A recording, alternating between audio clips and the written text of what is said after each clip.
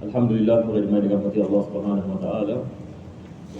Insya-Allah kita akan meneruskan pengajian daripada kitab Ihya Ulumuddin karangan Al-Imam Hujjatul Islam Muhammad Al-Ghazali rahimahullah taala. Dan kita telah sampai kepada bahagian yang mana beliau membicarakan tentang kelebihan ilmu dan belajar dan mengajar. Dan ini berdasarkan dengan apa yang dikenali sebagai dalil aqli. Sebab Al-Imam Ghazali beliau memulakan dengan membicarakan ayat-ayat Al-Quran. Selepas itu beliau membawa hadis-hadis Nabi SAW. Selepas itu sekarang ini beliau sampai kepada membicarakan tentang apa yang dikenali sebagai syawahid aqliyah ataupun dalail al-aqliyah, tentang kelebihan ilmu dan belajar dan mengajar. Mudah-mudahan Allah Subhanahu wa taala memberikan kepada kita taufik dan hidayah, yang mana dengannya dapat kita memahami agama Allah dan dapat kita melaksanakan perintahnya dan meninggalkan segala larangannya. Mudah-mudahan Allah menghidupkan hati-hati kita dengan iman dan taqwa. Amin ya rabbal alamin.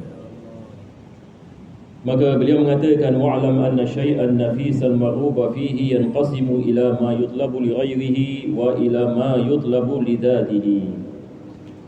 Al-Imam Ghazali beliau mengatakan sesuatu benda yang berharga terbagi kepada tiga bahagian. Sesuatu yang berharga terbagi kepada tiga bahagian. Kadang-kadang sesuatu yang berharga ini dia menjadi berharga dengan sebab yang lain. Dia menjadi berharga dengan sebab yang lain. Ini adalah bahagian yang pertama. Bahagian yang kedua, dia menjadi berharga sebab dirinya sendiri. Ada benda dia berharga kenapa? Disebabkan benda yang lain dia menjadi berharga. Nanti dia akan memberikan misal.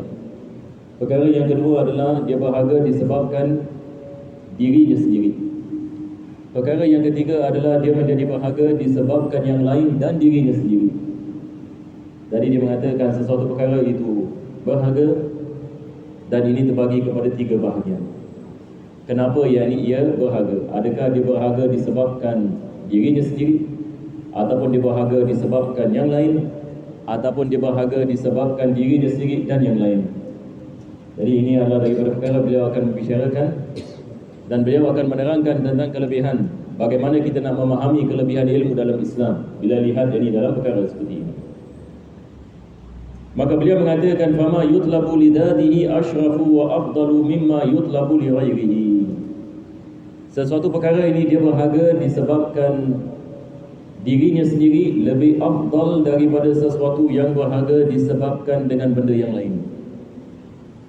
Kalau kita menanyakan soalan mana lebih afdal, sesuatu ini dia berharga disebabkan dirinya sendiri ataupun dia berharga disebabkan benda yang lain, jawapannya adalah dia berharga yang ini disebabkan dirinya sendiri. Selepas itu beliau mengatakan, wal matlubu li ghairihi ad-darahim wad dananir. Sekarang dia memberikan misal sesuatu yang berharga disebabkan benda yang lain. Seperti apa? Dinar dan dirham. Ini adalah bahagian yang pertama. Sekarang kita menanyakan soalan ini misalnya. Hari ini kita menggunakan duit kertas ya, duit dolar ini. Adakah duit dolar ini dia berharga disebabkan dirinya sendiri ataupun disebabkan benda yang lain? Sekarang kalau kita lihat not $10,000 ya, 10,000. Cuba bayangkan not 1,000 ataupun 10,000. Kalau kita lihat harga kertas ini, dia mungkin berapa sen saja. Betul ke tidak? Sekarang kalau saya ada duit 1,000 nota, dan kita menanyakan, adakah harga duit ini 10,000? Yang ini maksudnya kertas ini dia punya nilai adakah 10,000? Kita mengatakan tidak. Tetapi bagaimana harganya boleh di 10,000? Bukan disebabkan dirinya sendiri, bukan disebabkan nota itu, sebab nota itu bahan berapa sen, tetapi disebabkan kerajaan dan bank menentukan harga yang dibagi nota hanya ada 10,000. Maka ini kita memberikan misal, dia punya kehargaannya balik kepada selainnya. Al-Imam Al-Ghazali menggunakan misal dinar dan dirham, sama juga. Sekarang ini kita lihat kepada emas dan perak. Emas dan perak ini asalnya batu, dia adalah daripada batu. Akan tetapi Allah Subhanahu wa taala menjadikannya dan menentukannya sebagai sesuatu yang digunakan dalam kewangan. maka dia menjadi bahaga. Dia menjadi bahaga. Bilakah dia menjadi bahaga? Dia menjadi bahaga apabila ia digunakan sebagai kewangan. Tetapi asalnya adalah daripada tanah. Asalnya adalah yang ada sesuatu batu. Sama juga dengan nota yang kita gunakan hari ini. Saya menggunakan misal nota sebab mudah kita nak faham. Nota yang kita ada hari ini lebih senang ini kita faham. Ini adalah misal sesuatu yang berharga disebabkan dengan selainnya, bukan yakni dengan dirinya. Jadi Imam Ghazali dia seperti mana dia mengatakan tadi, sesuatu yang berharga disebabkan dengan dirinya lebih afdal daripada sesuatu yang berharga disebabkan dengan selainnya. Nampak tak? Sebab ini sesuatu yang berharga disebabkan dengan selainnya, dirinya sendiri tidak berharga. Tetapi disebabkan dengan sebab-sebab yang lain ia menjadi berharga. Baik. Selepas itu beliau mengatakan fa innahuma hajarani la manfa'ata lahuma. Dinar dan dirham beliau mengatakan dia adalah batu. Tidak ada manfaat pada asalnya. Walaula anna Allah Subhanahu wa taala yusiru qada' al-hajat bihima lakana wal hasba bimathabatin wahidah. Kalau tidak Allah menjadikan dia yakni sebagai kewangan bagi manusia, maka emas dan perak ini dia seperti batu-batu yang ataupun besi-besi yang lain. Walladhi yutlabu lidhati. Sekarang dia akan membicarakan tentang sesuatu yang berharga disebabkan dengan dirinya sendiri. Lidhati. Sesuatu yang berharga dia disebabkan dengan diri sendiri. Dia memberikan misal. Apakah misal yang diberikan? Dia mengatakan fas-sa'adatu fil akhirati wal ladzatu an-nadhari liwajhillahi ta'ala. Sesuatu yang berharga dalam dirinya sendiri adalah kebahagiaan di akhirat. Kebahagiaan di akhirat. Yakni manusia apabila dimasukkan ke dalam syurga, maka manusia mendapatkan kebahagiaan yang hakiki, kebahagiaan yang sarmadi, yang abadi, yang kekal. Maka kebahagiaan ini dia adalah sesuatu yang berharga pada dirinya, pada dirinya sendiri, bukan yang ini disebabkan dengan benda yang lain. Sebab yang berada seseorang itu di dalam syurga itu sendiri merupakan satu kebahagiaan bagi yang diri seorang itu. Dan begitu juga melihat kepada Allah Subhanahu wa taala pada hari kiamat. Seperti mana kita mengetahui nikmat yang paling besar pada hari kiamat adalah melihat kepada Allah. Ini seperti mana Allah mengatakan dalam Al-Quran Al-Karim, wujuhun yawma idzin nadhirah ila rabbiha nadhirah. yakni muka-muka akan bercahaya pada hari kiamat. Orang yang beriman akan diberikan peluang melihat ini kepada Allah. Sebagian ulama kita mengatakan ini adalah nikmat yang paling besar. Maka ini adalah nikmat dan kebahagiaan yang hakiki, yang dia bukan jadi sesuatu kebahagiaan yang datang daripada selainnya, tetapi dia diberikan oleh Allah Subhanahu wa taala sebagai ini kebahagiaan yang hakiki. Selepas itu beliau mengatakan, walladhi yutlabu lidatihi wa li ghairihi fakasalamatil badani. Jenis ini yang ketiga adalah sesuatu yang berharga disebabkan dengan selainnya dan disebabkan dengan dirinya sendiri. Dia memberikan misal seperti kesihatan badan. Kesihatan badan ini dia adalah sesuatu yang kita mengatakan berharga disebabkan dengan selainnya dan disebabkan dengan dirinya sendiri. Apa sebabnya? Beliau mengatakan, min haitsu innaha salamatun lil badani 'anil alami wa matlubatun lil mashi biha wa tawassuli ila ma'aribi wal hajat. Yani dia mengatakan keselamatan yakni badan ataupun kesihatan badan ini dia merupakan sesuatu yang menghindarkan manusia daripada kesakitan. Ini adalah perkara yang pertama. Apabila seseorang itu badannya sihat, maka kesihatan badan ini menjaganya daripada mendapat kesakitan. Perkara yang kedua adalah kesihatan badan ini menjadi sebab seseorang itu boleh menjalankan tugasan hariannya. Jadi bahagian yang pertama adalah dia menyelamatkan orang ini daripada kesakitan. Yang kedua, dia menjadi sebab yang seseorang itu dapat menjalankan kehidupannya. Dapat menjalankan kehidupannya seperti berjalan, dapat yang dibagi yakni kepada pekerjaan, dapat yang melaksanakan apa yang dia melaksanakan, maka ini semua adalah melalui kesihatan yakni kesihatan badan. Maka dia adalah sesuatu perkara yang berharga disebabkan dengan selainnya dan juga yang disebabkan dengan dirinya sendiri. وبهذا الاعتبار إذا نظرت إلى العلم رأيته لذيذا في نفسه فيكون مطلوبا لذاته ووجدته وسيلة إلى دار الآخرة وسعادتها وذريعة إلى القرب من الله تعالى ولا يتوصل إليه إلا به أعظم الأشياء رتبة في حق الآدم السعادة الأبدية وأفضل الأشياء ما هو وسيلة إليها ولن يتوصل إليها إلا بالعلم والعمل ولا يتوصل إلى العمل إلا بالعلم بكيفية العمل فأصل السعادة الدنيا والآخرة هو العلم فهو إذن أفضل الأعمال.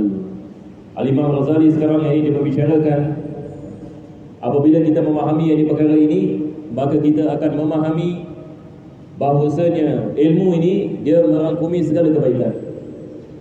Dia adalah kebaikan pada dirinya dan juga kebaikan daripada yang lain. Maka dia memberikan misal bagaimana yang ilmu ini menjadikan kebaikan di atas kebaikan. Pertama sekali beliau mengatakan wasilatan ila daril akhirah. Ilmu ini adalah sebab seseorang mendapatkan kebahagiaan pada hari akhirat.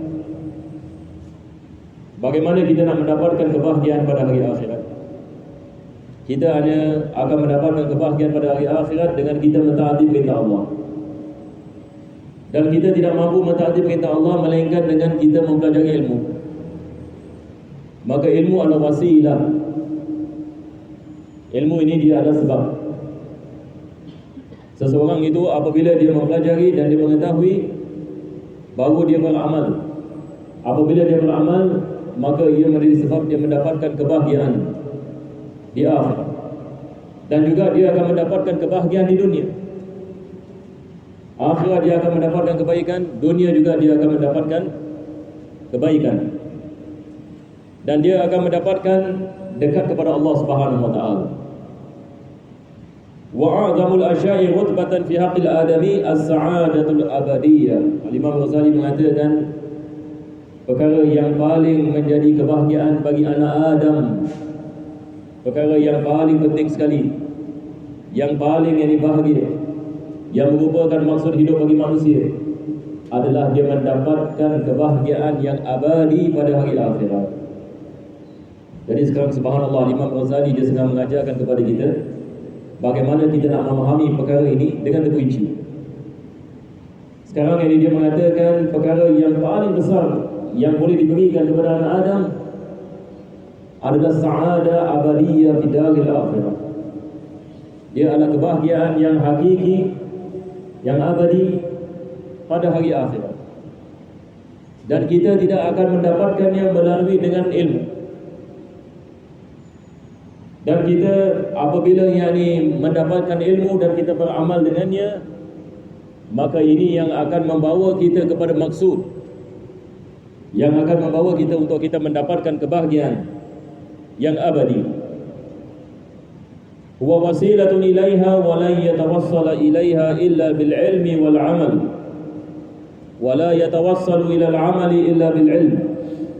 Yani kita tidak akan mendapatkan kebahagiaan di akhirat melainkan dengan ilmu dan amal, dan kita tidak dapat beramal melainkan dengan ilmu.